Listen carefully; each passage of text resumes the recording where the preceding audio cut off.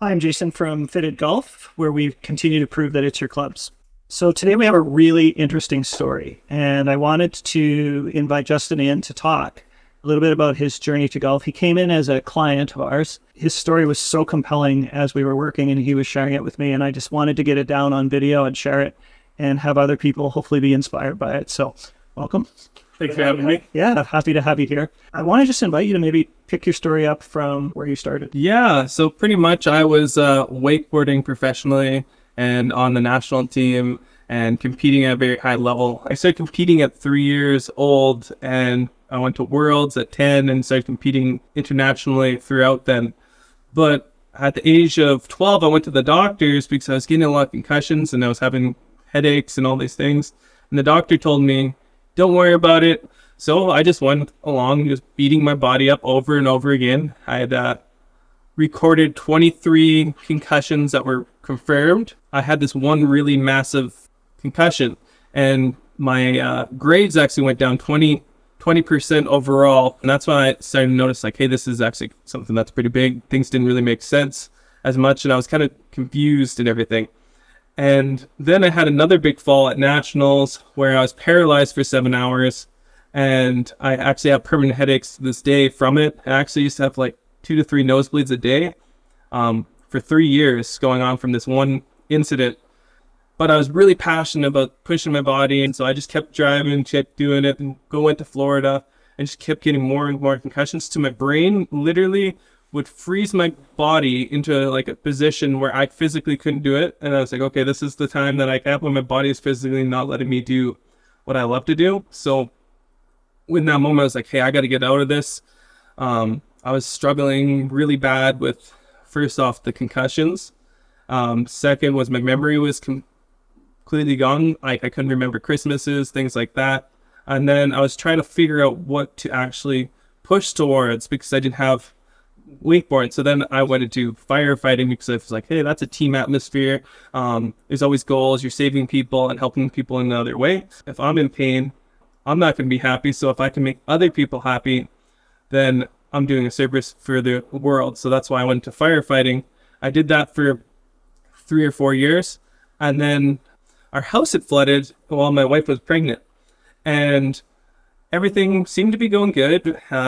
Moved and stayed with my parents for a bit and moved back in the house. Things started to get a little funky. I didn't feel very good, so I actually took a leave of absence from the fire hall. Just my brain didn't feel right. I was getting these shocks in my head where it was just like flashes of light, and like things just started getting really crazy. And then I was still playing basketball. I was running 5 kilometers a day, and it went from that to I can't walk. I ended up getting brain infection and full body paralysis for 11 months. And as that was going on, I was really trying to look at the positives, feeling like I didn't have that competitive drive anymore, and I was kind of lost in the world.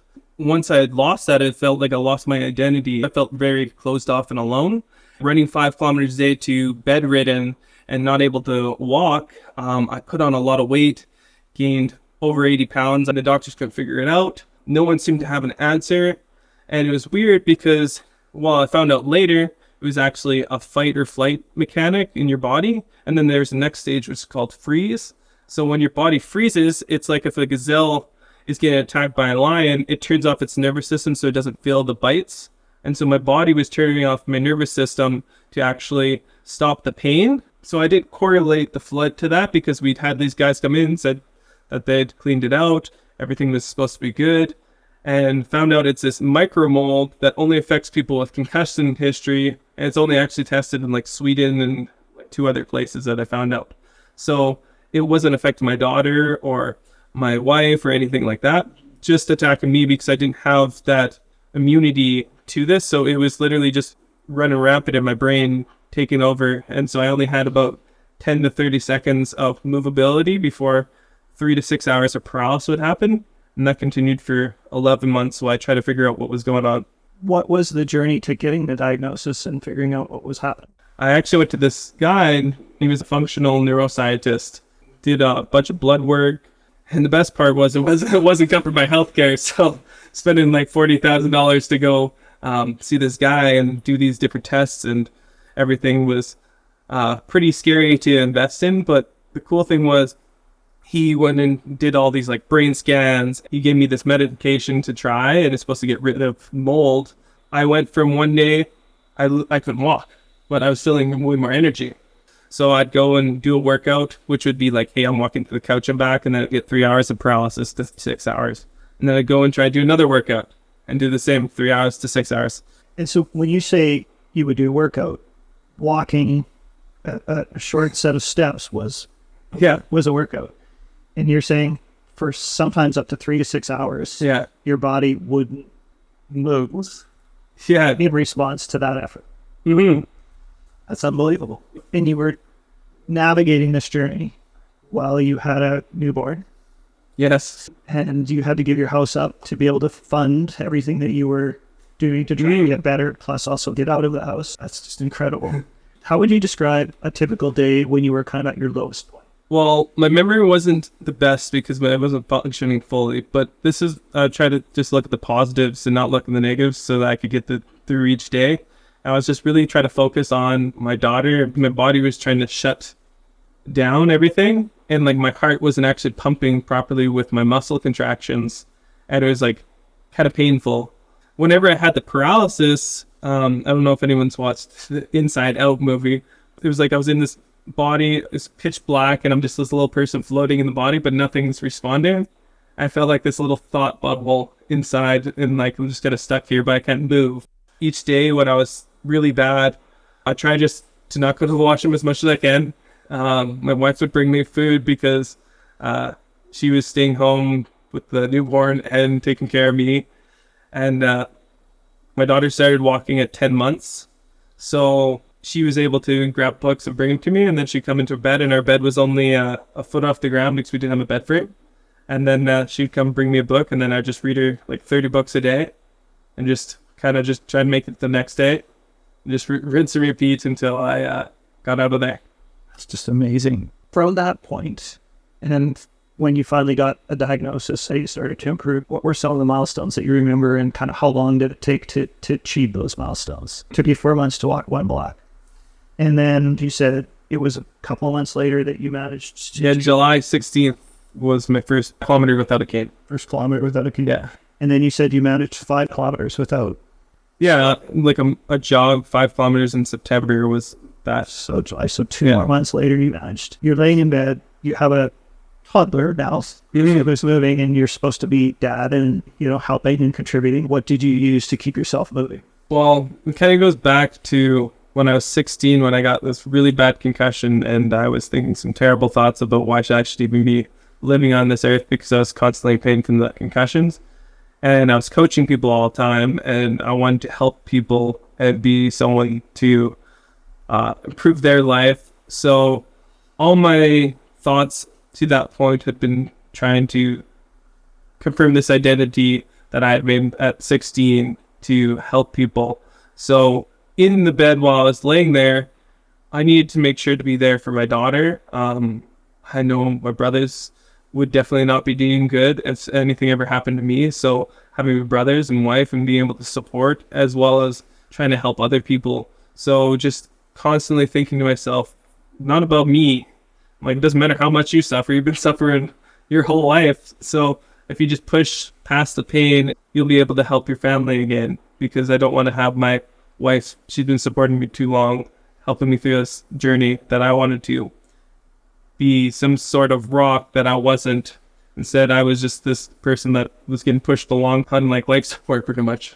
Again, the story just completely blows me away. The resilience to get up off the mat like that and find a way to move forward, it's an incredible thing. So now you've got yourself up and you're able to run 5K.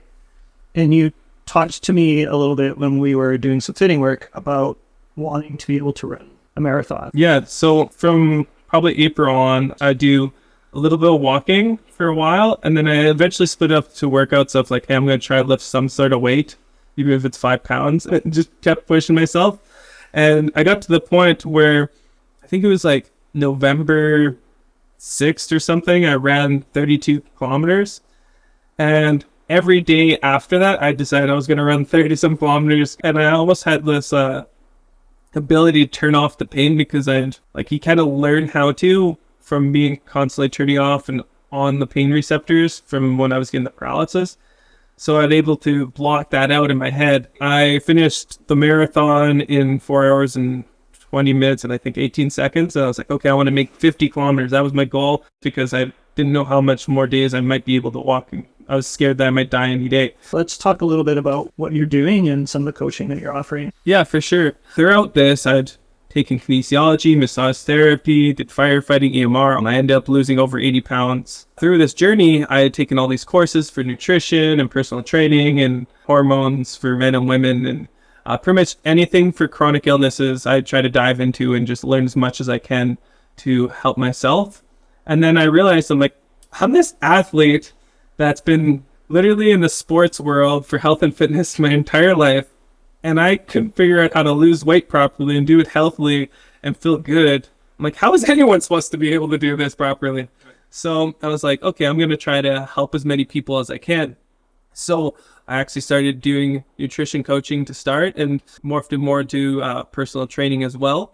But my key thing was helping people with chronic illnesses and trying to figure out what works with them, because every body is unique and different, and it isn't a one-size-fit-all approach. It's like fitting clubs. It's every single swing is different, just like your health. And it's really important to try to figure out what works best for you so that you can be successful for 1,000 days plus. If somebody is struggling with their ability to move, what would you say to that person? Well, my motto is any day you can get out of bed is a really damn good day. So just really taking the time to look at what is positive in your life. Things don't happen overnight. It takes time. So find something that works for you that you can do 1,000 days over and win every single day. As things go on, add a little bit more, add a little bit more. And next thing you know, you got this momentum going. You're feeling really good. Everything's happy. You're feeling great. You're seeing win after win. You're 500 days in, you're still winning. If you just get 1% better every single day, you're a whole different person at the end of the year. Down below, we're going to link in everything around Justin's socials, contact information if you want to reach out to him. You've been inspired and you want to see what he can do to help inspire you. You'll be able to do that, and we really appreciate you coming in and sharing your story. It's an amazing journey. I'm Jason from Fitted Golf, where we continue to prove it's your clubs. I felt like I couldn't play golf, and I should probably never play golf in my entire life. And then having the experience of being the ones that actually work for me, I was like, man, I love golf and I'm feeling really good. It doesn't hurt my body, everything. I'm feeling really smooth and being like, hey, this actually is something that I want to do and enjoy.